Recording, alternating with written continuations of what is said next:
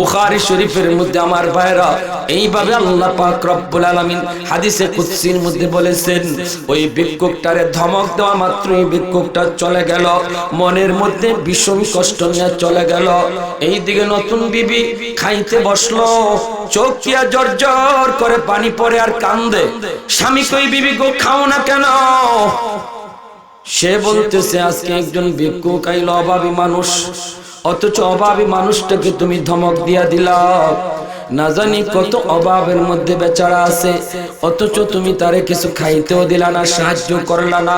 আমি বড় কষ্ট পেলাম, কিন্তু কিছু করার নাই। স্বামীর ঘর, স্বামীর বিরুদ্ধেও কথা বলতে পারে না।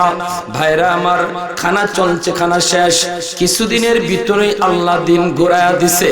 আল্লাহ পারে কি পারে না? জোরে কোন। তিলকাল আইয়ামু নুদাউলুহা বাইনান নাস। সমাজের গরিবরা আল্লাহ ধনী বানায়, ধনীরে গরিব বানায়। এই ক্ষমতা আল্লাহর আসেনি না নাই? আস্তে কোন জোরে বলেন, আসেনি না নাই?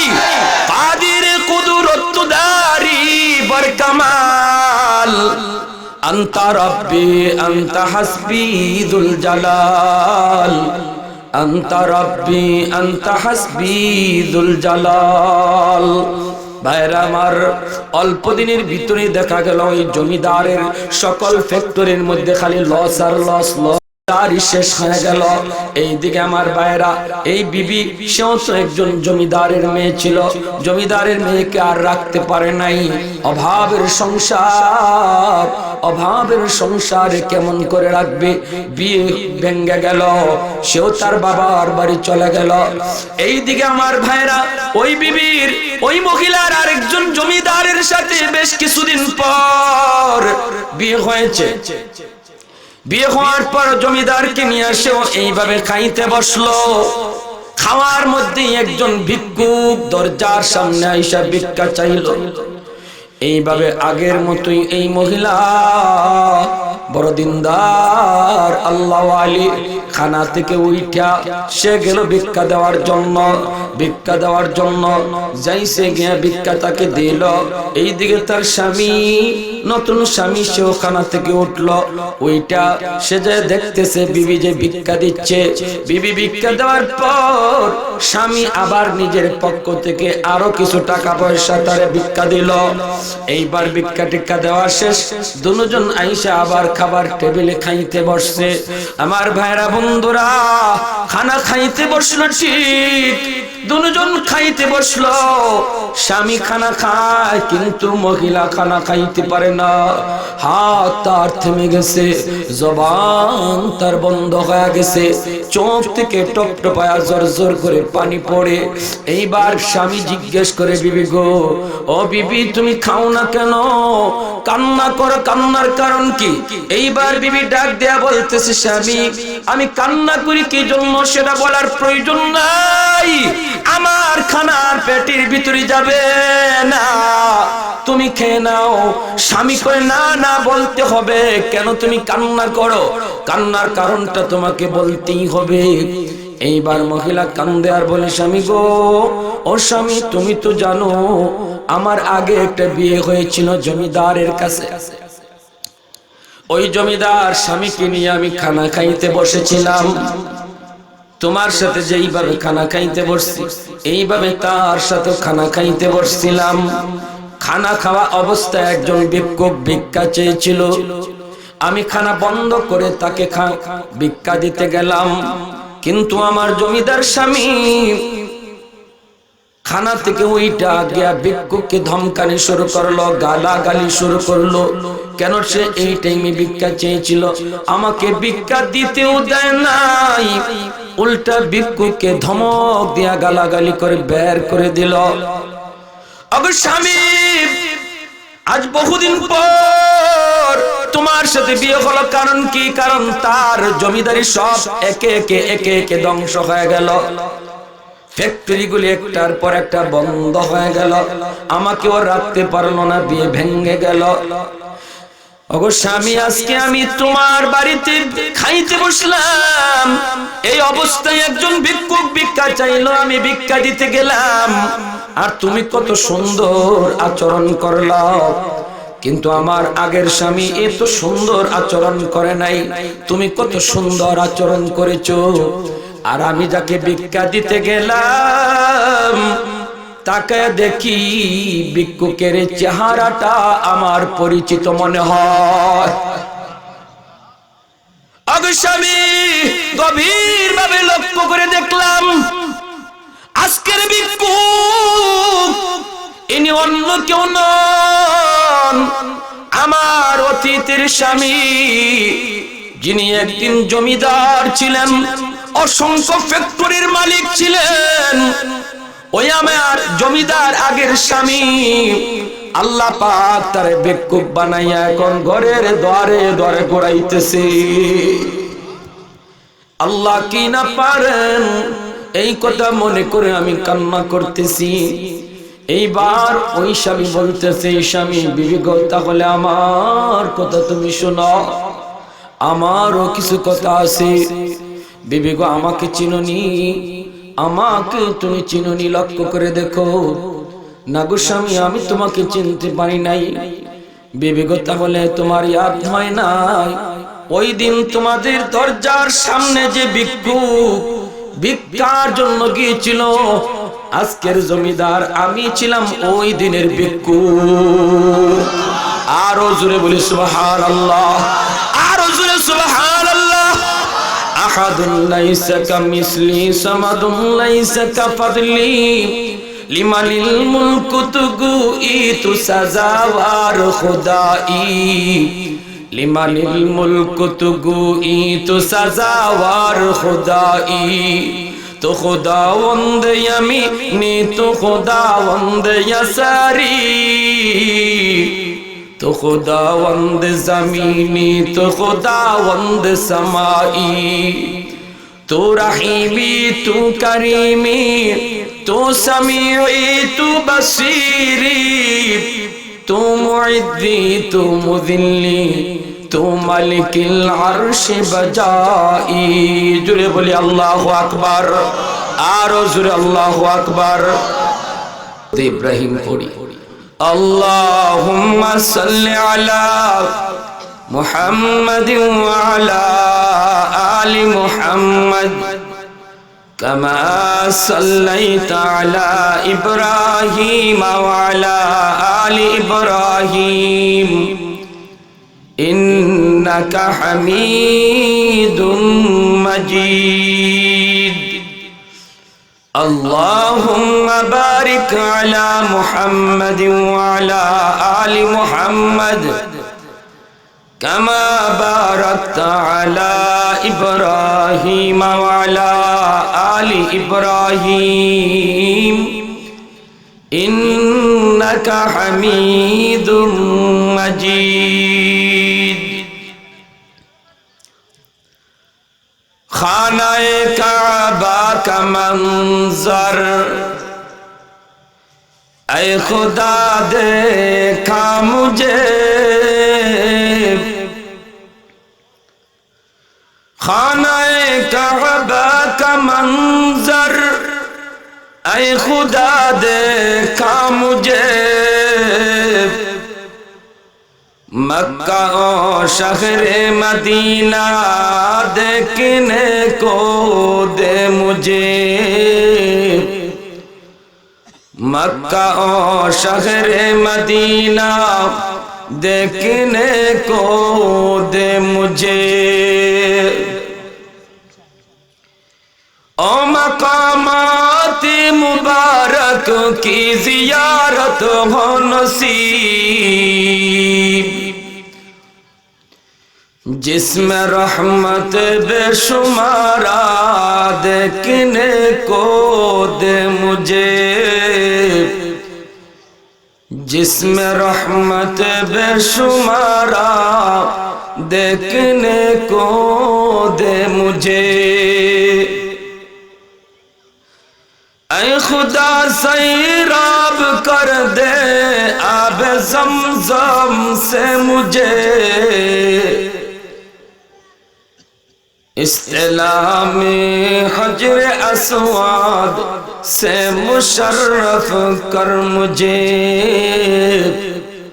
इस्तिलाम हजर अस्वाद से मुशर्रफ कर मुझे। सबाई बोले आमीन।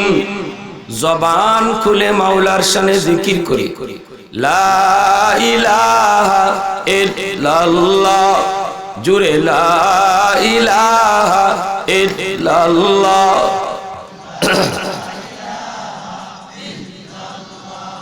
ला इलाहा इल्लल्लाह।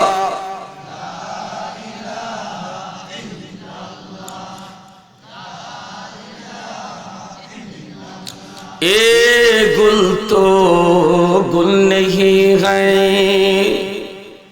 जिस गुल में बू नहीं। ए गुल तो गुल नहीं है जिस गुल में बू नहीं। ए दिल तो दिल नहीं है जिस दिल में तू नहीं। ला इलाहा इल्लल्लाह।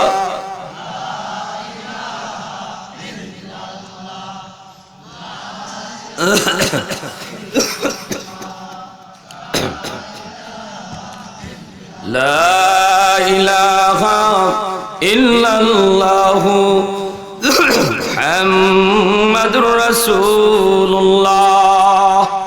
जुरे बोले सल्लल्लाहु अलैहि वसल्लम।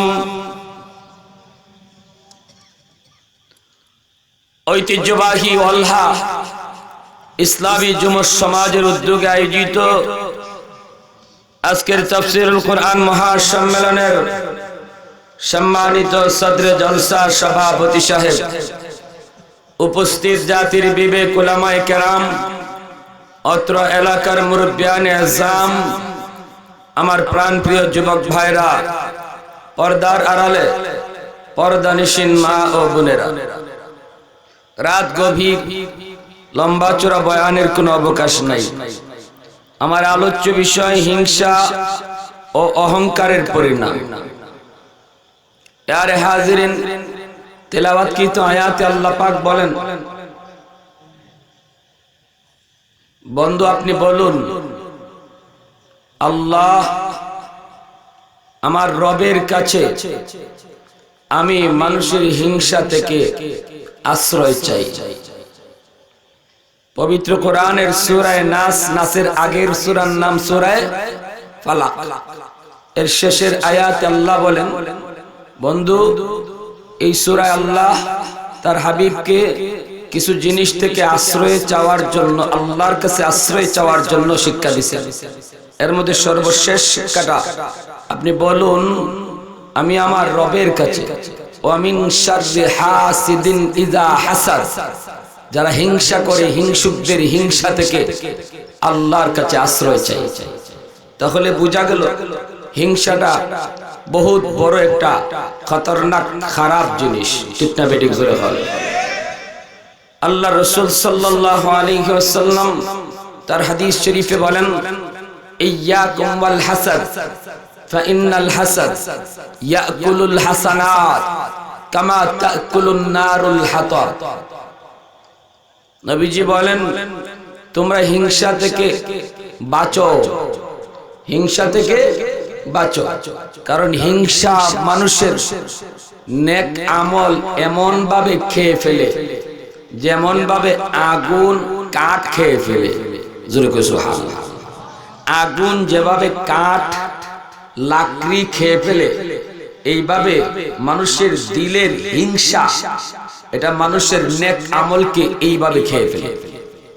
তাহলে হিংসা এটা মানুষের আত্মার রোগ, শারীরিক রোগ নয়। শারীরিক রোগ হলো এক রোগ, আত্মার রোগ হলো ভিন্ন রোগ। শারীরিক রোগের চেয়ে আত্মার রোগ বেশি খতরনাক। শারীরিক রোগের চিকিৎসা হয় ডাক্তারের কাছে, ফেল হলে মরণ, বেশি থেকে বেশি মরণ। কিন্তু আত্মার রোগের চিকিৎসা হয় ওলি আল্লাহদের কাছে, কোরআন হাদিসের সোহবতে। যদি এই ক্ষেত্রে কেউ মিস করে, এই চিকিৎসায় যদি ফেল করে, তাহলে তার ঠিকানা খালি মরণ না জাহান্নাম। ঠিক না বেঠিক জোরে বল। আত্মার রোগের ট্রিটমেন্ট না হলে ঠিকানা জাহান্নাম, আর দেহের রোগের ট্রিটমেন্ট না হলে মরণ।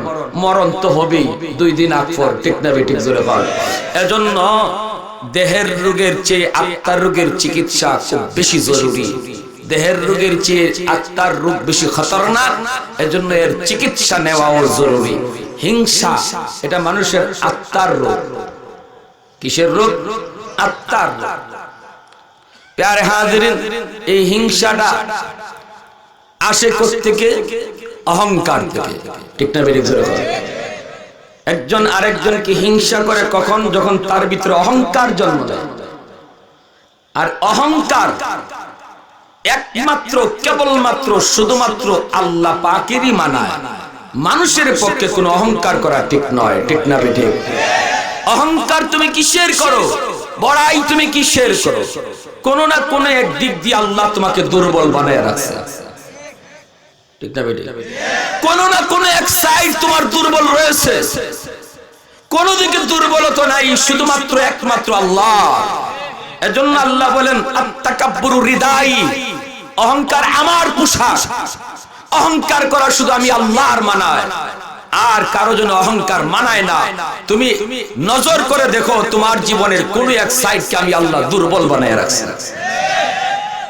আর হাজিরিন, এজন্য যারা দুনিয়াতে অহংকার করে আল্লাহ হাসরের ময়দানে তাদেরকে ওপেন ডাকবেন, আইনাল মুতাকাব্বিরুন আইনাল জাব্বারুন। এই দুনিয়ার অহংকারীর দল, যারা তোরা আমার পোশাক নিয়ে চিনিমিনি খেলেছিলে, আমার পোশাক নিয়ে টানাটানি করেছিলে, কোথায় আজকে দাঁড়া?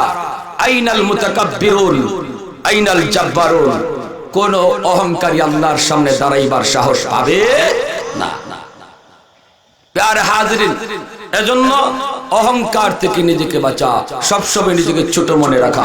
আল্লাহ রাসূল বলেন, মান তাওয়াদা লিল্লাহ রাফাহুল্লাহ। যেই মানুষটা দুনিয়ার জগতে নিজেকে ছোট মনে করে চলে, আল্লাহ পাক তার এই গুণের কারণে তাকে দামি বানায় দেন, সম্মানী বানায় দেন। নিজেকে ছোট মনে করলে বড় হওয়া যায়, নিজেকে বড় মনে করলে কোনোদিন বড় হওয়া যায় না। ঠিক না বেঠিক জোরে বলেন।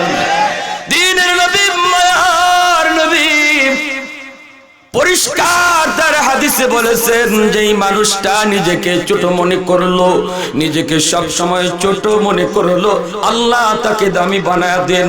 প্রিয় নবীর একজন সাহাবী নাম আবু যর গিফারি রাদিয়াল্লাহু তাআলা আনহু, আল্লাহর নবীর কাছে জিবরিল আমিন বসে আছেন। জিবরিল আমিন নবীর কাছে বসা, হঠাৎ করে জিবরিল আমিন তিনি চলে যাইতে চাইলেন। আল্লাহর নবী বলেন, ভাই জিবরিল কেন চলে যেতে চাও? ইয়া রাসূলুল্লাহ, ইয়া হাবিবাল্লাহ, ওই যে দেখেন আপনার সাহাবী আবু যর গিফারি আসতেছেন, মনে হয় কোনো না কোনো কিছু জিজ্ঞেস করার জন্য আসেন। ইয়া রাসূলুল্লাহ, ওই যে আপনার সাহাবী আবু যর গিফারি আসেন। আল্লাহ নবী বলেন, ভাই জিবরিল কেমন করে আপনি আমার সাহাবী আবু যরকে আপনি চিনলেন? জিবরিল আমিন বলেন, ওগো নবীজি, জিবরিলকে শুধু আমি চিনি তা নয়, আসমানের সকল সম্মানিত ফেরেশতারা আপনার আবু যর গিফারিকে চিনে। জোরে বলি সুবহানাল্লাহ। ইয়া রাসূলুল্লাহ, আপনার আবু যর গিফারি শুধু আমি জিবরিলের কাছে পরিচিত নয়, আপনার আবু যর গিফারির পরিচয় আসমানের সকল ফেরেশতাদের কাছেও রয়েছে। আল্লাহর নবী বলেন, কেন, কোন গুণের কারণে? জিবরিল আমিন বলেন, 2 গুণের কারণে। একটা গুণ হলো ওনার বাতিনি, আরেকটা গুণ হলো ওনার জাহিরি। জাহিরি গুণটা হলো নবী ইনি সর্বদা বেশি বেশি করে সূরা ইখলাস তেলাওয়াত করেন। জোরে বলি সুবহানাল্লাহ। সূরা ইখলাস কোন সূরা ভাই? পরিসবাই কুল হুয়াল্লাহু আহাদ আল্লাহুস সামাদ লাম ইয়ালিদ ওয়া লাম ইউলাদ ওয়ালাম ইয়াকুন লাহু কুফুয়ান আহাদ। একবার যদি কুল হুয়াল্লাহ সূরা কেউ পড়লো, আল্লাহর 10 পারা কোরআন তেলাওয়াতের সওয়াব হয়ে গেল। দুইবার সূরা ইখলাস তুমি তেলাওয়াত করলা, 20 পারা কোরআন তেলাওয়াতের সওয়াব আল্লাহ তোমার আমলনামায় লিখে দিবে। 3 বার যদি পড়া হয় পুরা কোরআন খতমের সওয়াব আল্লাহ দান করেন। জোরে বলি সুবহানাল্লাহ। এজন্য মুসলমান বাবার কবরের সামনে গিয়া নীরবতা নয়, মার কবরের সামনে নীরবতা নয়, মুর্তেগানের কবরের সামনে নীরবতা নয়। নীরবতা পালন করা তো এটা ইহুদিদের খাসলত, নীরবতা পালন করা মুশরিকদের খাসলত, নীরবতা পালন করা খ্রিস্টানের বৈশিষ্ট্য। কারণ খ্রিস্টানদের কাছে ইহুদিদের কাছে তাদের মুর্দাকে দেওয়ার মতো কিছুই নাই, ঠিক না বেঠিক জোরে বলেন। কিন্তু মুসলমানের কাছে তাদের মুর্দাকে দেওয়ার মতো বহু কিছু রয়েছে। একবার শুধু কুল হুয়াল্লাহ পড়া মুর্দার রূহের মাগফিরাতের জন্য বসাবে, 10 পারা কোরআন খতমের সওয়াব। ঠিক তেমনি ভাবে 3 বার মার কবরের পাশে দাঁড়াইয়া, বাবার কবরের পাশে দাঁড়াইয়া 3 বার শুধু সূরা ইখলাস তুমি পড়ো, আল্লাহ তোমার মার তোমার বাবার আমলনামায় পুরা কোরআন খতমের সওয়াব আল্লাহ দান করবেন। আর জোরে সুবহানাল্লাহ। লা জিদ্দা ওয়ালা নিদ্দা ওয়ালা হাদ্দা লিমাওলা আল-আনা কামা কানা ওয়ালাম ইয়ালকা জাওয়ালা আল-আনা কামা কানা ওয়ালাম ইয়ালকা জাওয়ালা লা মিসলা ওয়ালা সাওয়ারা মিসলাহু ওয়া নাযীরা মান ক্বালা সিওয়া যালিকা ক্বাদ ক্বালা মুহালা মান ক্বালা সিওয়া যালিকা ক্বাদ ক্বালা মুহালা লা ওয়ালদা ওয়ালা ওয়ালিদা লা আম্মা ওয়া খালা লা শিবহা ওয়ালা মিসলা ওয়ালা কুফুয়া লিমাওলা লা শিবহা ওয়ালা মিসলা ওয়ালা কুফুয়া লিমাওলা। জোরে বলি আল্লাহু আকবার। ইয়া রাসূলুল্লাহ, আপনার আবু যর গিফারি বেশি বেশি করে সূরা ইখলাস পড়েন। এটা হলো তার জাহিরি আমল। বাতিনি আমল হলো আবু যর সর্বদা নিজেকে ছোট মনে করেন, সামনে যেই পড়ে মনে করেন তার চেয়ে উনি ছোট, মজলিসে বসলেও মনে করেন সবার মধ্যে আমি হলাম ছোট, সবার মধ্যে আমি হলাম বড় গুনাহগার, সবার মধ্যে আমি হলাম বড় দুর্বল। কোন সময় ইনি নিজেকে বড় মনে করেন না। এই গুণের কারণে আল্লাহ পাক রব্বুল আলামিন আবু যরের মর্যাদা এত বাড়ায় দিয়েছেন গো নবী। শুধু দুনিয়ার জগৎ নয়, আসমানের ফেরেশতারা পর্যন্ত আবু যরকে চিনেন। জোরে বলি সুবহানাল্লাহ। এ ভাইরা, নিজেকে ছোট মনে করে আল্লাহর কাছে কত প্রিয়। ও ভাইরা, দুরুল মুখতার নামক কিতাবের মধ্যে লিখেন ইমাম আজম ইমাম আবু হানিফা রাহমাতুল্লাহি আলাইহি কত বড় ইমাম। 4 জন ইমামের মধ্যে শ্রেষ্ঠ ইমাম ইমামে আজম ইমাম আবু হানিফা। আমরা যাকে ইমাম মানি, ঠিক না বেঠিক জোরে বলেন। আজকে আমাদের সমাজের কিছু ভাইরাস আছে, এরা মাযহাব মানে না, ইমাম মানে না, আসেনি না নাই জোরে বল। এরা সমাজের ভাইরাস, এরা সমাজের ক্যান্সার। আমি ভালো করে বলতে চাই, হাদিস হাদিস জপে মনে করে বলে না না কোনো ইমাম দরকার নাই। আমরা ইমাম মানবো নাকি নবীর আল্লাহ রাসূল মানবো? আমরা কোরআন হাদিস মানব নাকি আমরা মাযহাব মানব? কত সুন্দর স্লোগান দিয়া মুসলমানের ঈমান ধ্বংস করে। স্লোগানটা বড় সুন্দর, কি কই শুনবেননি? কয় আমরা ইমাম মানব না আল্লাহ রাসূল মানব, আমরা কোরআন হাদিস মানব নাকি মাযহাব মানব? মুসলমান, সহজ সরল মুসলমান, বিশেষ করে আমার কলেজে পড়ুয়া ভাইরা, এরা তো এত কথা বুঝে না, এত পেছের মধ্যে যায় না। সহজে বলে দেয় আমরা কোরআন হাদিস মানব, মাযহাবকে কেন মানব? আমরা নবী রাসূল মানব, আল্লাহ রাসূল মানব, কেন আমরা ইমাম মানব? কিন্তু স্লোগানটার মধ্যে যদিও কথা ভালো, কিন্তু ভিতরে বিষ। উপরে লাগাই রাখছে মধু, আর ভিতরে জোরে এখন ভিতরে বিষ। কথা সুন্দর, উদ্দেশ্য মতলব কারো।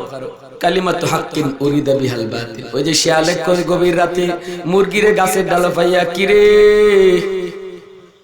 বাইগনা নামবি না, ফজরের আজানের টাইম হয়ে গেছে, নামাজ পড়া লাই। ফজরের নামাজের টাইম হয়ে গেছে, নামাজ পড়ি। মুরগি কয় ঠিক আছে মামা, আজান দেলাও। শিয়ালে দিছে, কয় ঠিক আছে, দেখা যায় আমার কথা লইছে, আমার বাতাস লইছে, খাওয়ান যাইব। দিছে শিয়ালের আওয়াজ, পাশের বাড়ির কুত্তা কয় ভু ভু ভু ভু। কুত্তা শিয়ালের আওয়াজ শুনলে দৌড়ায় আসে, ঠিক না বেটি? কুত্তার আওয়াজ শুনেই শিয়াল বাগা শুরু করছে। গাছের ডালের মুরগি কয় কিও মামা, জানগা কেন? ইমাম সাহেব তো আইছে, নামাজ পড়া লাই। শিয়ালে কয় আমার ওযু ছুটতে গেছে, ওযু কইরা আই।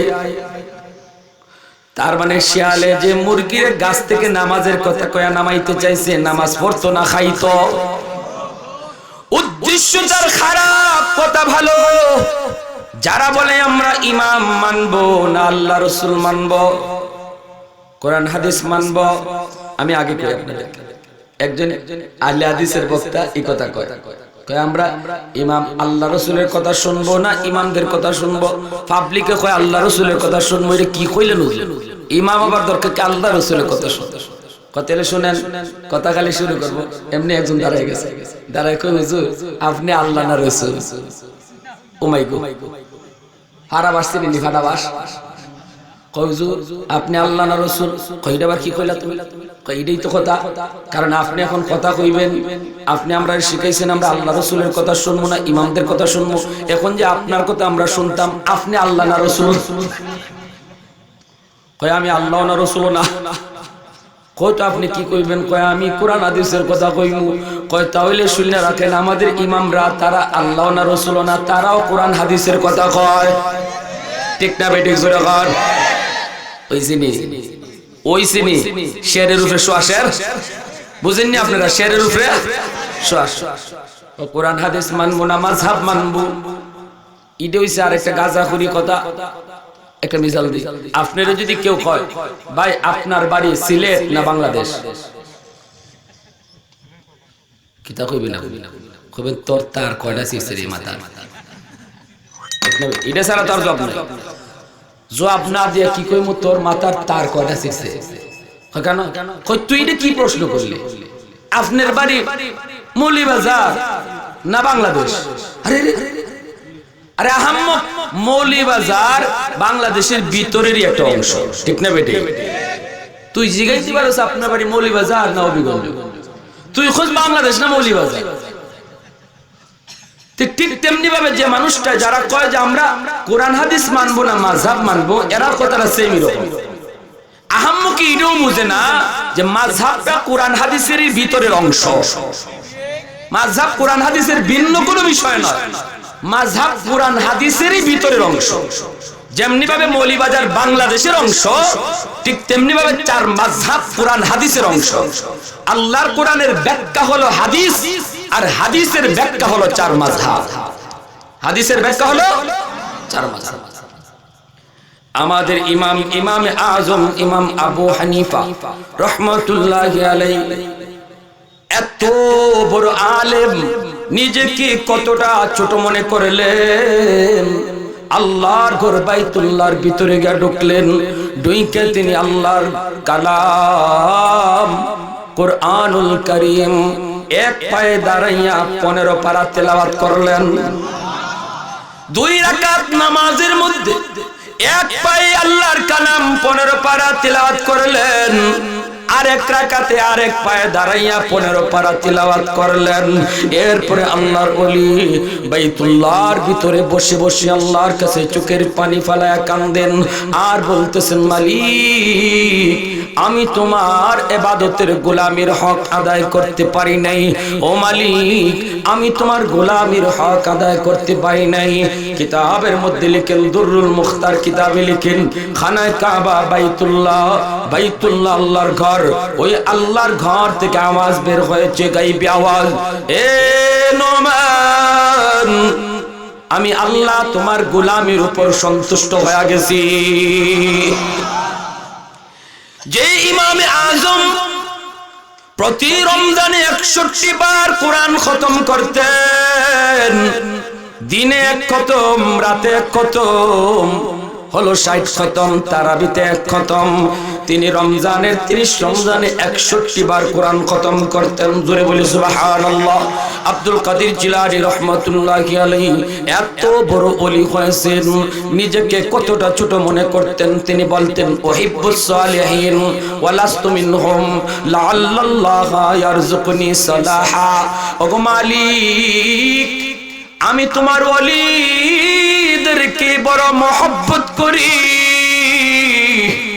কিন্তু আমি আব্দুল কাদের তোমার ওলির ভিতরে ঢুকতে পারি নাই।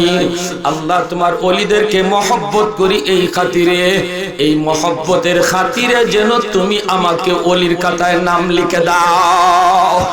আরো জোরে বলি সুবহানাল্লাহ, আরো জোরে বলি সুবহানাল্লাহ। এজন্য ভাইরা বন্ধুরা, নিজেকে ছোট মনে করলে বড় হওয়া যায়। ভাইরা তুমি যদি নিজেকে গুনাহগার মনে করো তবেই তো তওবা করার তৌফিক হবে। যদি তুমি নিজেকে বড় মনে করো, আমার মতো মুসল্লি কয়জন সমাজে আছে? আমার মতো নামাজি কয়জন আছে? আমার মতো এমন ব্যক্তি কয়জন আছে? এমন যদি কেউ মনে করে তাহলে তো সে তওবা করা তার মনেই করবে না। কাপড় যদি মনে করেন আপনার ময়লা, তাহলেই তো কাপড় ধুইবার ইচ্ছা করবেন। কাপড় যদি ময়লা মনে করেন, আজ না হয় কাল সাবান দিয়ে আপনি কাপড় ধুইবেন, কিন্তু যদি আপনি মনে করেন আমার কাপড় ময়লা হইছে না, স্মৃতি ভুলে গেছে, এরপরে মনে মনে আমার কাপড় পরিষ্কার, তাহলে কোনো দিন সাবান লাগাইতো না। ঠিক না বেটি? জোরে কারণ এজন্য নিজেকে ছোট মনে করলে আল্লাহর কাছে তওবা তৌফিক হয়। ও ভাইরা বন্ধুরা, সমাজের কাউকে ছোট মনে করবেন না। মনে রাখবেন ওই লোকটা আল্লাহর কাছে কোনো একদিক দিয়েও দামি হইতে পারে।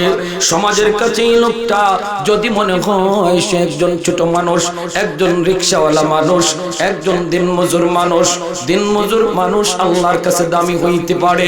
সম্পদ আল্লাহর কাছে দামি হওয়ার মাপকাঠি নয়।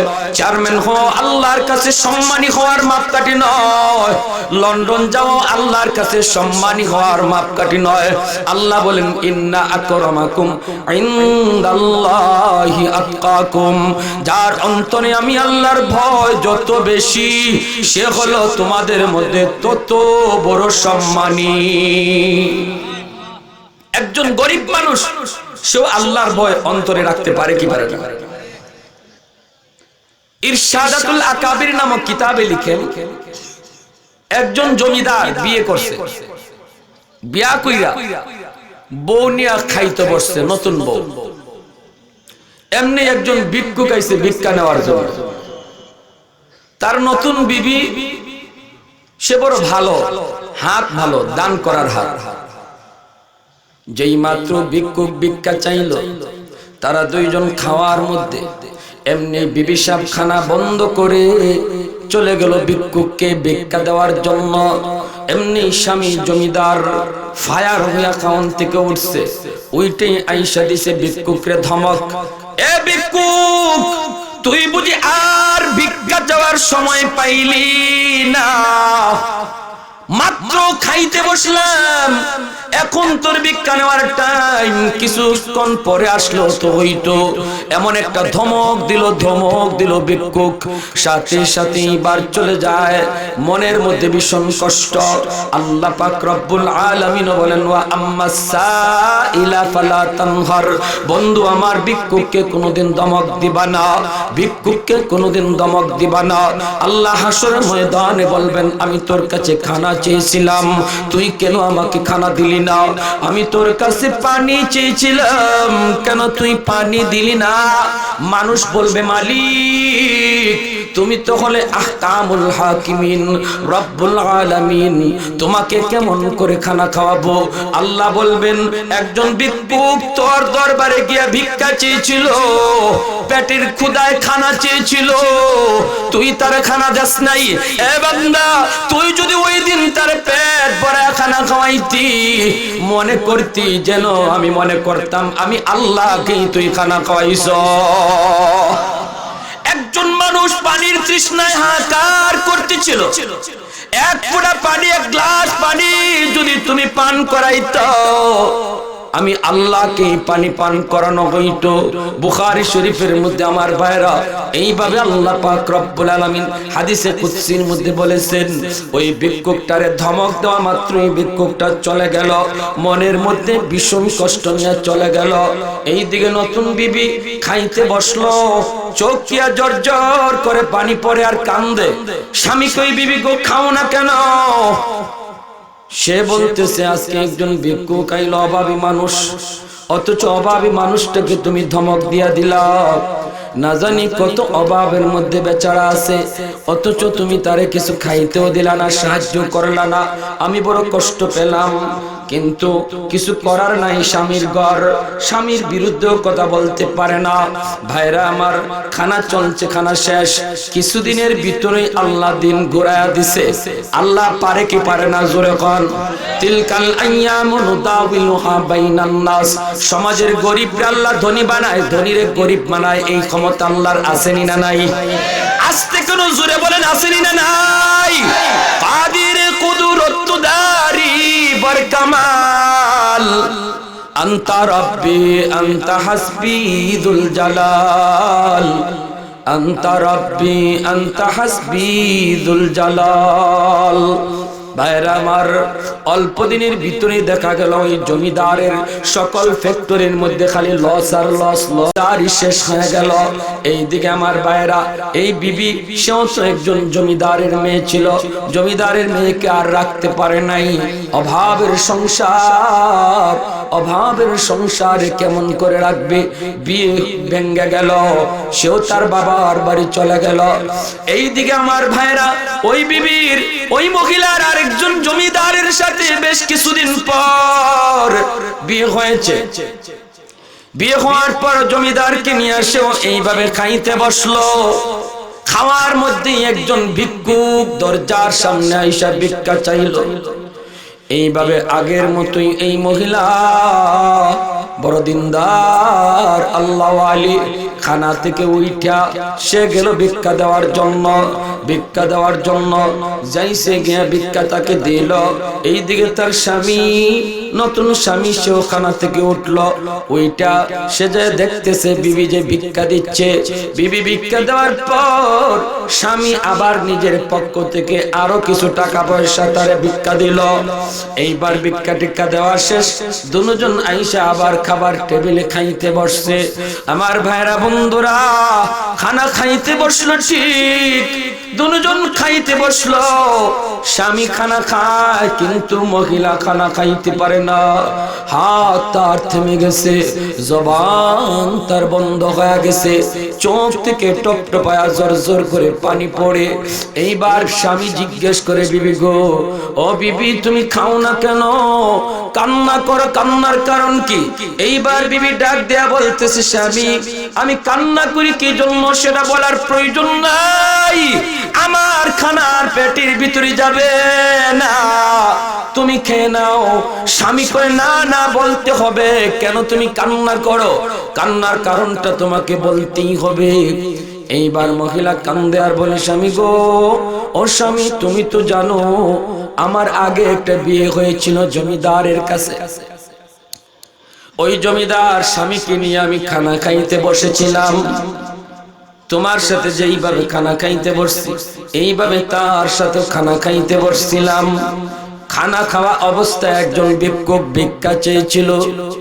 আমি খানা বন্ধ করে তাকে ভিক্ষা দিতে গেলাম, কিন্তু আমার জমিদার স্বামী খানা থেকে ওইটা গিয়া ভিক্ষুককে ধমকানি শুরু করলো, গালাগালি শুরু করলো। কেন সে এই টাইমে ভিক্ষা চেয়েছিল, আমাকে ভিক্ষা দিতেও দেয় নাই, উল্টা ভিক্ষুককে ধমক দিয়া গালাগালি করে বের করে দিল। ওগো স্বামী, আজ বহুদিন পর তোমার সাথে বিয়ে হলো, কারণ কি? কারণ তার জমিদারি সব একে একে ধ্বংস হয়ে গেল।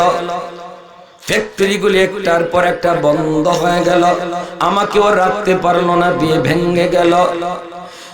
ওগো স্বামী, আজকে আমি তোমার বাড়িতে খাইতে বসলাম, এই অবস্থায় একজন ভিক্ষুক ভিক্ষা চাইলো, আমি ভিক্ষা দিতে গেলাম, আর তুমি কত সুন্দর আচরণ করলা। কিন্তু আমার আগের স্বামী এত সুন্দর আচরণ করে নাই, তুমি কত সুন্দর আচরণ করেছো। আর আমি যাকে ভিক্ষা দিতে গেলাম তাকায় দেখি ভিক্ষুকের চেহারাটা আমার পরিচিত মনে হয়। ওগো স্বামী, গভীর ভাবে লক্ষ্য করে দেখলাম আজকের ভিক্ষুক ইনি অন্য কেউ নন, আমার অতীতের স্বামী, যিনি একদিন জমিদার ছিলেন, অসংখ্য ফ্যাক্টরির মালিক ছিলেন।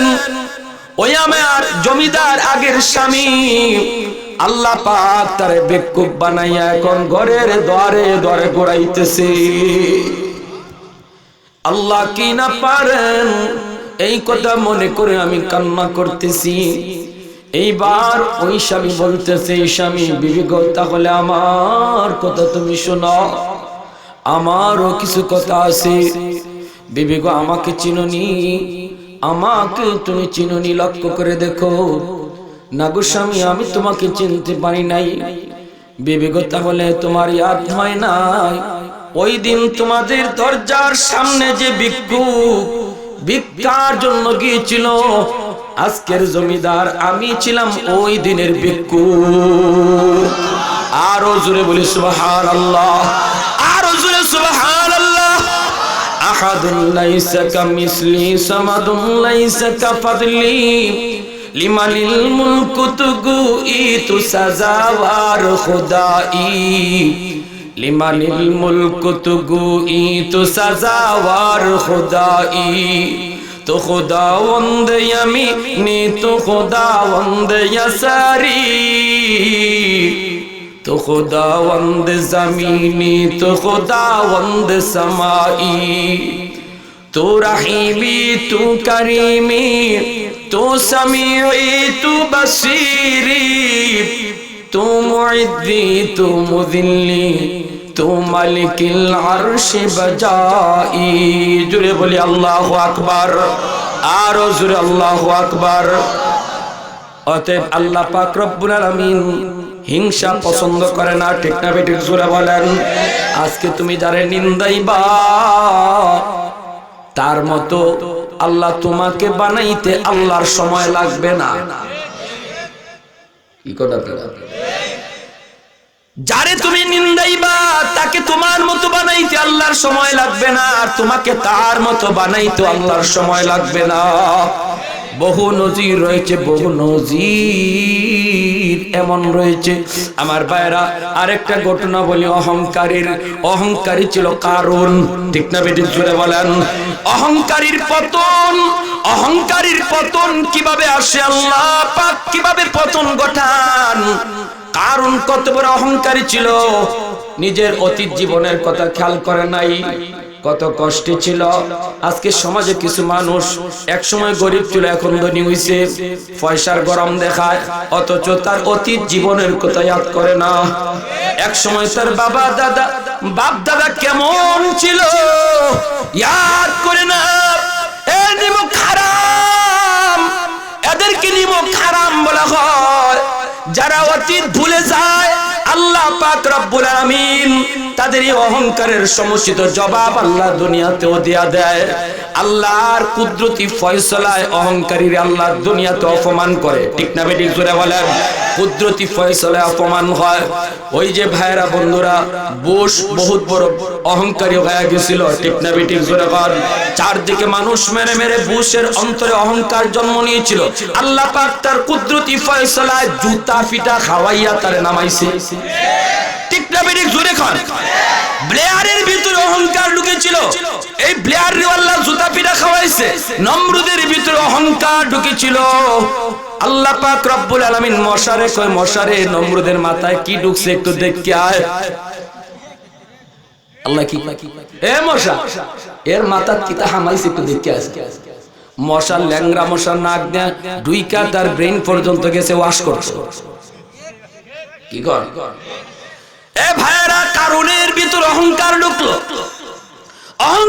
অহংকারীকে আল্লাহ পাক জুতা ফিটা খাওয়ায়। নমরুদরে আল্লাহ জুতা ফিটা খাওয়াইছে, বুশরে আল্লাহ জুতা ফিটা খাওয়াইছে, ব্লেয়ারে আল্লাহ জুতা ফিটা খাওয়াইছে। এই সমাজের মানুষ তোমরা যাদের অন্তরের মধ্যে অহংকার থাকবা অপেক্ষায় থাকো, আল্লাহর কুদরতি ফয়সালায় অপমান হওয়া লাগবে। এটা আল্লাহর কুদরতি ব্যবস্থাপনায় অপমান হয়ে যাইবা। আর যে মানুষটা নিজেকে সবসময় ছোট মনে করে চলবে আল্লাহ আস্তে আস্তে সমাজে তারে দামি বানায় দিবে। অহংকার না, অহংকার না, হিংসা না, হিংসা না, হিংসা করবা না। ভাইরা আমার বন্ধুরা, কারুন মূসা নবীর আপন চাচাতো ভাই, এমনকি শুধু চাচাতো ভাই নয়, কারণ হলো তাওরাত কিতাবের হাফেজ। কিতাব ছিল বাজুরে হোক। তৎকালীন সময়ে তাওরাত কিতাবের হাফেজ শুধু তিনজন, একজন মূসা নবী, আরেকজন মূসা নবীর ভাই হারুন, আরেকজন হলে কারুন। এই তিনজনই শুধু তাওরাত কিতাবের হাফেজ ছিলেন। তাওরাত কিতাব আকারের দিক দিয়ে অনেক বড় ছিল, সম্মানের দিক দিয়ে কুরআন বড়, আকৃতির দিক দিয়া তাওরাত বড়। কারণ তাওরাত ছিল 1000 খণ্ড। তাওরাত কয় খণ্ড ছিল? 1000 খণ্ড তাওরাত। এটা সহজে হিফজ করা কঠিন, সহজ নয়। তিনজনে জানে। এই কারণ মূসা নবীর দরবারে সবসময় ফিরে থাকে। বহুত বড় বুজুর্গ আছিল। কারণ কি আছিল? বহুত বড় বুজুর্গ আছিল। তার বুজুর্গি দেখা মূসা নবী আর হারুন নবী তারা দুইজনে তাদের আপন বোন রে কারণের কাছে বিয়াহ দিয়েছে। তাহলে কারণের সাথে মূসা নবীর সম্পর্ক হয়ে গেল দুইটা, এক চাচাতো ভাই আর এক হলো ভগ্নিপতি। আল্লাহ বলেন মূসা আমার তাওরাতের বাইন্ডিং করো। মূসা নবীকে আল্লাহ বাইন্ডিং কি দিয়ে করব? মলাট। বাইন্ডিং বুঝেননি? আমরা বইয়ের যে মলাট লাগাই, আল্লাহ কি দিয়ে করো? আল্লাহ পাক বলেন স্বর্ণ দিয়া বাইন্ডিং করো। মূসা নবী বলেন মালিক এতগুলি স্বর্ণ আমি কোথায় পাবো? 1000 খণ্ড তাওরাত, এতগুলি স্বর্ণ আমি কোথায় পাবো? আল্লাহ বলেন মূসা স্বর্ণের ব্যবস্থা আমি আল্লাহ তোমাকে করে দিব। জান্নাতে একটা পাথর তোমাকে দিলাম, এই পাথরের নাম হলো কিমিয়া, বাংলায় হলো পরশ পাথর। নাম শুনছেন আপনারা? পরশ পাথর এমন এক পাথর, ওই পাথর যেই বস্তুর মধ্যে লাগানো হয় ওই বস্তুটার সাথে সাথে স্বর্ণ হয়ে যায়। পরশ পাথর। আল্লাহ বলেন মূসা একটা পরশ পাথর জান্নাতি পাথর তোমাকে দিলাম, এই পাথরটা মাটির চাকায় লাগাইবা সাথে সাথে স্বর্ণ হয়ে যাবে, পাহাড়ে লাগাইবা পাহাড় স্বর্ণ হয়ে যাবে। আল্লাহ পাক জান্নাতি পাথর মূসা নবীর হাতে দিলেন, টেস্ট করে দেখেন মাটি স্বর্ণ হয়ে যায়। এইবার মূসা নবী স্বর্ণের টেনশন মুক্ত, স্বর্ণ তো পাওয়া যাবে কিন্তু বাইন্ডিং করতে হলে স্বর্ণকার লাগবে। কে হবে স্বর্ণকার? স্বর্ণকার হলো কারুন। কারুন ছিল ওই সময়ের স্বর্ণকার, সে স্বর্ণের কাজ জানতো। আল্লাহর পয়গম্বর মূসা কালিমুল্লাহ বলেন এ কারুন তাওরাত কিতাবের বাইন্ডিং করতে হবে। ভাইজান কি দিয়া? কয় স্বর্ণ দিয়া। ভাইজান এত স্বর্ণ পাবো কোথায়? মুসা নবী কয় টেনশন নাই, আল্লাহ জান্নাতে একটা পাথর দিয়েছেন, এই পাথর মাটির চাকায় লাগাইলেই স্বর্ণ হয়ে যাবে। কারণ কই ভাইজান কোন কি কই পাথরটা আমারে দেও। মুসা নবী কই দিব তো, পাথর তোকেই দিব, স্বর্ণ দিয়া তুই স্বর্ণের কাম করে বাইন্ডিং এর কাজ চালাইবি। কয় ঠিক আছে ভাইজান, কোনো অসুবিধা নাই। আল্লাহর পয়গম্বর মুসা কালিমুল্লাহ ওই কিমিয়া পাথর কারুনের হাতে দিলেন। কারুন টেস্ট করে দেখে হাই হাই হাই, হয় কি মাটির চাকায় লাগাইলাম, মাটির চাকায় স্বর্ণ হয়ে গেল। কারুন চোখগুলি তার বড় বড় হয়ে গেছে। হাই রে হায়, এটা কেমন পাথর? কয় ঠিক আছে ভাইজান, চিন্তা কইরেন না, আমি কাম করতেছি। কাম করে মুসা নবী কয় দেখ কারুন, কাম শেষ, পাথর দিয়া দিবে। কারণ পাথরটা আল্লাহর জান্নাতি পাথর। কাম শেষ হলে পরে আল্লাহ জান্নাতি পাথর আবার জান্নাতে নিয়ে যাবে। কারণে কয় ভাই কোনো অসুবিধা নাই। আর ভিতরে সকল অসুবিধা, মুখে কয় অসুবিধা নাই, ভিতরে সকল অসুবিধা। ফরজ পাথর নাম শুনছেন না আপনারা? আচ্ছা শুনছেন ঠিকই, পাথরটা আছে কই? যে পাথর মাটির চাকাত লাগাইলে স্বর্ণ হয়ে যায়, এটা যদি অল্লাহর কোন মানুষের হাতে থাকতো, কিতা বুঝেন অবস্থা? বেটার মুই দেওয়া লাগাল ভাবা গেল না। বাংলাদেশ শৌকের কাছে থাকবার কথা না, থাকলে হে এতদিনে কিয়ামত ঘটাই গেল। পৃথিবীতেও কোনোখানে থাকবার কথা না, তাহলে নামটা আসলো কোত্থেকে? পরশ পাথর বোঝা গেল পৃথিবীতে কোনো এক সময় ছিল, ঠিক না বেটি? না থাকলে নাম আসলো কোত্থেকে? এক সময় ছিল, এখন নাই। এই পাথরটা কারণ নিয়া কাম করতেছে, বানাইতেছে, স্মরণের কাম সব বানাইয়া বাইন্ডিং এর কাজও শেষ। এরপরে মুসা নবী কয় কারুন কাম শেষ নি? কয় ভাইজান শেষ। পাথর কই? কয় ইন্না লিল্লাহ। ভাই পাথরটা তো হারাই গেছে। কি কয়? পাথরটা তো হারিয়ে গেছে। মুসা নবী কয় ডাকাইতে ডাকাইতে কসকি তুই, এটা দুনিয়ার পাথর না, এটা জান্নাতি পাথর। তাড়াতাড়ি দেখো ভাই, আমি হারাই গেছে দিমুকুর থেকে। হারাইছে না লুকাইছে? যখন হারাইছে না লুকাইছে?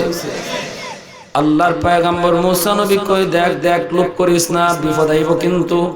কয় ভাই তুমি যত যাই কো, আমি পাথর দিমু কই থেকে হারাই গেছে। এখন মুসা নবী কয় মালিক, ও মালিক, হারামি কি কয়? এত কয় হারাই গেছে। আল্লাহ কয় মুসা তুমিও তো বুঝছো হারাইছে না লুকাইছে, আমি আল্লাহও দেখতেছি হারাইছে না লুকাইছে। তবে ঠিক আছে, হ্যাঁ যখন মিথ্যা কথা বলতেছে দেখি কি করে, একটু দেও কি করে দেখি, আর চাইও না। আল্লাহ পাক রব্বুল আলামিন মুসা নবীকে বললেন ঠিক আছে দেখি তাকে পাথর দিয়া কি করে সুযোগ দাও। অল্প দিনের ভিতরে কারুন স্বর্ণ বানাইতে বানাইতে পাহাড় বানাই লিতেছে। মিশর থেকে সিরিয়ার ব্যবসা শুরু করছে, সিরিয়া থেকে লন্ডন, লন্ডন থেকে আমেরিকা, পৃথিবীর বিভিন্ন দেশে স্বর্ণের ব্যবসা শুরু করে দিছে। মুসা নবীকে কারণ এত স্বর্ণ কোত্থেকে পাইলে? কয় বানাইছি। কোত্থেকে? কয় আমার হাত লাগাইলে স্বর্ণ হয়ে যায়। কয় আমি ওই পাথরের হাত লইছিলাম না, এখন আমার হাত লাগাইলে স্বর্ণ হয়ে যায়। কই রে হারামির হারামির, তুই যেটা খাইতে টাকা দেলা পাথরটা। কয় ভাই পাথর করতে দিবি, পাথর তো নাই। এইবার স্বর্ণ বানায়া বানায়া সম্পদের পাহাড় করে ফেলেছে। কারণ আল্লাহ পাক ডাক দিয়া বলেন মুসা, ও মুসা যাও যাও কারুনের কাছে যাও, যায় বলো সে যেন তার সম্পদের যাকাত দেলায়। যদি তার সম্পদের যাকাত দিয়া দে, আমি আল্লাহ তার এই সকল সম্পদের বৈধতা দিয়া দিমু। যাও সম্পদ দেও, যা করছে করছে ডাকাতি। বানাইছে যা বানাইছে, যদি যাকাত দিয়া দেয় অবৈধ সম্পদ বৈধ করে দিমু, কালো টাকা সাদা বানায় দিমু।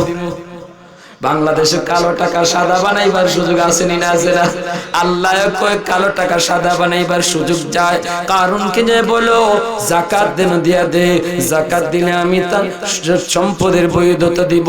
আল্লাহর পয়গম্বর মুসা কালিমুল্লাহ যায় তিনি বলেন, তাফসীরে মাযহারিতে উল্লেখ করেন, যায় তিনি বলতেছেন কারুন সম্পদ দিছে আল্লাহ, আল্লাহ তার সম্পদ থেকে 3 ভাগের 1 ভাগ চাইতেছে আল্লাহরে আবার ফেরত দিতে। আল্লাহ ফেরত চায়, দিছে তোরে 3 ভাগ, 2 ভাগ তুই রাখ, 1 ভাগ আল্লাহরে দে। কারণের মাথা নষ্ট হয়ে গেছে, হিসাব করে দেখে 1 ভাগে কোটি কোটি টাকা। বাপরে বাপ, এটা কি কইলেন ভাইজান?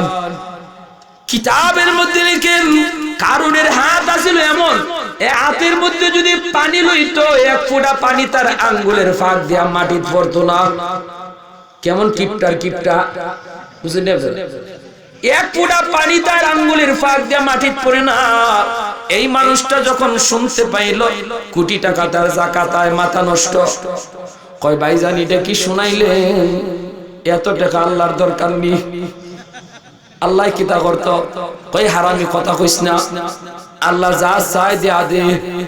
কয় ভাইজান 10-12 হাজার টাকার শাড়িয়ার লুঙ্গি বাড়িতে নিয়ে দিলে হইবনি?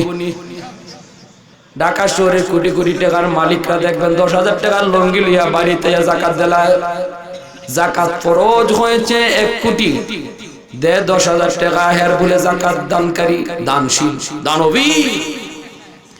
সমাজের কোটিপতিরা যদি সঠিকভাবে যাকাত আদায় করত, আমাদের সমাজের গরিব এত হারে বাড়ত না। ঠিক না বেঠিক? জোরে বলেন। ধনীদের সম্পদের কাছে গরিবের হক আছে না নাই? ধনীদের সম্পদে গরিবের হক। আল্লাহর পয়গম্বর মুসা যতই বলেন কারুন মানে না, এইবার আল্লাহর পয়গম্বর কয় আল্লাহ ও তো মানে না। আল্লাহ কয় চাইতে থাকো। মুসা নবী চায় হে দেয় না। এইবার মুসা কয় দেখ কারুন আমারে চিনসনি? আমি ওই মুসা যে মুসা 1 ঘুষিতে মারিয়ে লিছি মার্ডার। আমি ওই মুসা যে মুসা আজরাইলের তাপ্পর দেখা না করছি।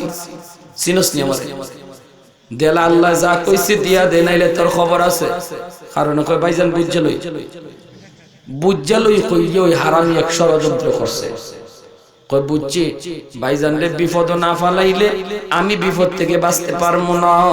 এমনি একটা মহিলারে গিয়া টাকা দিয়া ফুসলায় কয় তোরে এত লাখ টাকা দিমু, আগামীকাল ঈদের দিন ভাইজান খুতবা দিবে হাজারো মানুষের সামনে, তুই ওই মানুষের সামনে দাঁড়ায় বলবে মুসা আমার সাথে জিনা করছে। জোরে কর নাউজুবিল্লাহ, আরো জোরে বলে নাউজুবিল্লাহ।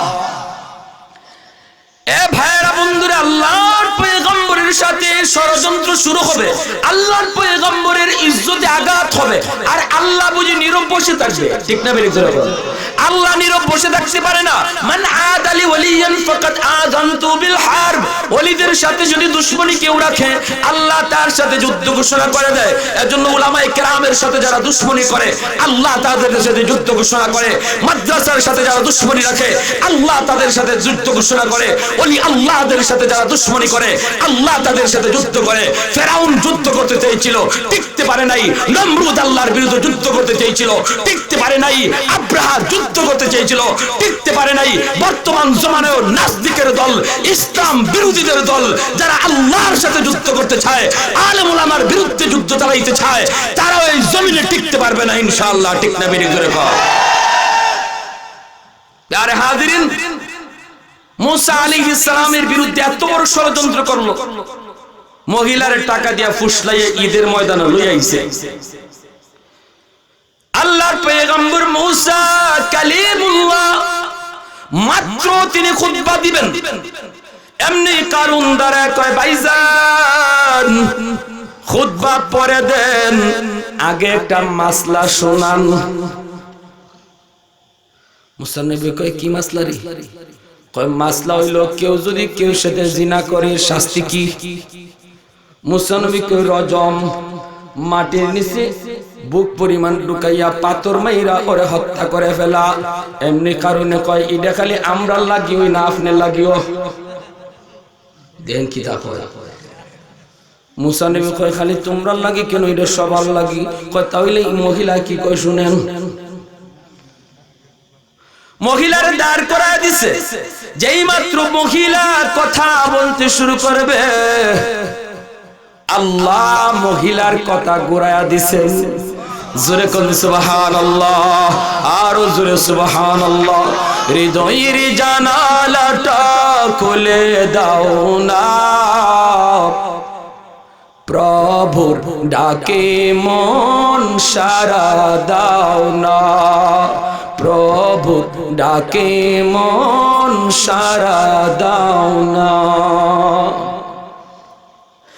অসীম ক্ষমতা যার হাতের উপর, যার নামে বয়ে যায় ঝর্ণা নহর। ঠিক না বেঠিক? জোরে বলেন, আরো জোরে বলেন ঠিক না বেঠিক? অসীম ক্ষমতা যার হাতের উপর, যার নামে বয়ে যায় ঝর্ণা নহর। আল্লাহ আল্লাহ বলে সবে দেওয়ানা, আল্লাহ আল্লাহ বলে সবে দেওয়ানা, প্রভুর ডাকে মন সারা দাও না, প্রভুর ডাকে মন সারা দাও না। হৃদয়ের জানালাটা খুলে দাও না, প্রভুর প্রেমে মন সারা দাও না। জোরে বলি আল্লাহু আকবার। আল্লাহ পাক মহিলার জবান ঘুরাইয়া দিয়েছেন। জবান দেওয়ার মালিক কে? আল্লাহ চাইলে মানুষের জবান বন্ধ করতে পারে কি পারে না? আল্লাহ পাক জবান দেন। আল্লাহ নিজে বলেন আর রহমান আল্লামাল কুরআন খালাকাল ইনসানা আল্লামাহুল বায়ান। কথা বলার শক্তি দেন কি? আল্লাহ পাক মহিলার জবান ঘুরাইয়া দিছে। মহিলা যেই মাত্র বলবো এমনি মহিলার মুখ থেকে বের হয় আরেক কথা, বাইরিব এক কথা, বাইরিছে আরেক কথা। মহিলায় কয় ও আমার এলাকার মানুষেরা তোমরা সবাই শোনো, আমাকে কারুন টাকা দেয়া ফুসলাইয়া আনছে মুসা নবীর বিরুদ্ধে কথা বলার জন্য। কারণ আমাকে টাকা দিয়া ফুসলে আনছে আল্লাহর পয়গম্বরের বিরুদ্ধে জিনার অপবাদ দেওয়ার জন্য। না না, আমি বলতেছি আল্লাহর পয়গম্বর মুসা তিনি পাক, তিনি পবিত্র, তিনি অন্যায় করেন নাই। আল্লাহর পয়গম্বর মুসার সাথে সাথে সেজদায় পড়ে গেলেন। মালিকের কুদরতি কদমে সেজদায় পড়ে বলেন মালিক এত বড় অপমান থেকে আল্লাহ তুমি আমাকে বাঁচাইলা, আর কারণ এত বড় দুশ্মনী আমার সাথে করলো, এত বড় ষড়যন্ত্র করলো, শাস্তিটা তুমি আল্লাহ দিবা নাকি আমি দিমু? আল্লাহ কয় মুসা যেহেতু তোমার সাথে বেয়াদবি করছে তুমি ওই শাস্তিটা দাও, আমি তোমারে সাহায্য করব। মুসা নবী কয় ইয়া আরদ খুদি কারুন, এ জমিন কারুন রে ভালো করে ধর। বলা মাত্রই জমিন কারুনের পা কামড় দিয়া ধরছে। কারুন টের পাইতেছে কি যেন তার পার মধ্যে কামড় দিয়া ধরলো। পাও নাড়াইতে চায়, নাড়াইতে পারি না। এবার কারুন টের পেয়ে গেল জমিন তাকে কামড় দিয়া ধরছে। এইবার কারুনে কো ভাইজান কিতা কিতা লাগে দি।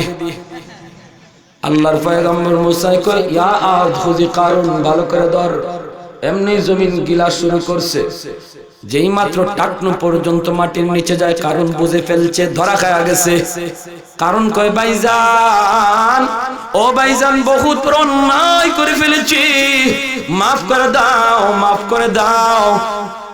আল্লাহর পয়গম্বর মুসা তিনি বলেন, ইয়া আরদু খুযি কারুন, এ জমিন আরো ভালো করে ধর।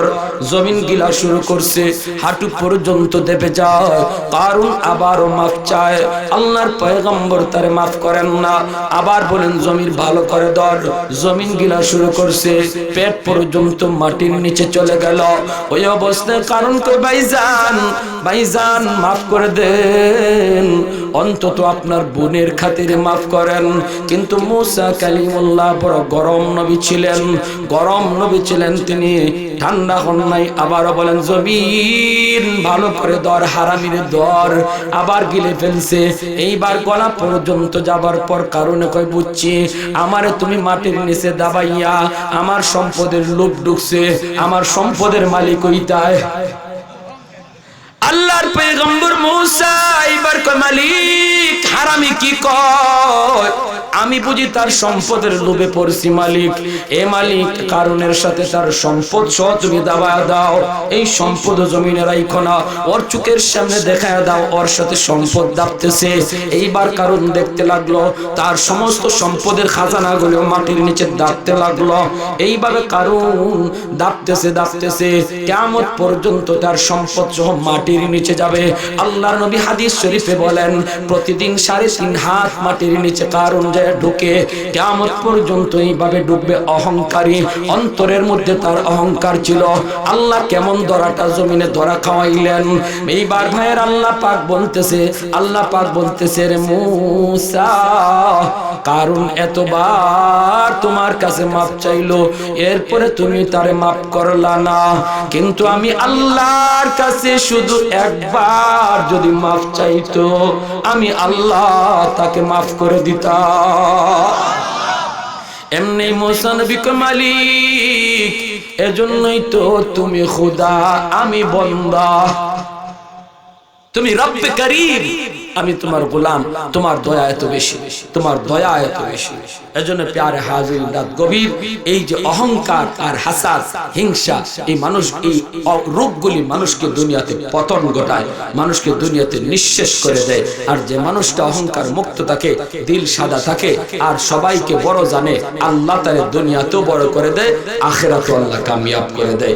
আল্লাহ পাক আমাদের সবাইকে এই রোগের, অন্তরের রোগ থেকে আল্লাহ হেফাজত করুন, হিংসা মুক্ত রাখুন, অহংকার মুক্ত রাখুন। ওয়া আখির দাওয়ানা আলহামদুলিল্লাহি রাব্বিল আলামিন।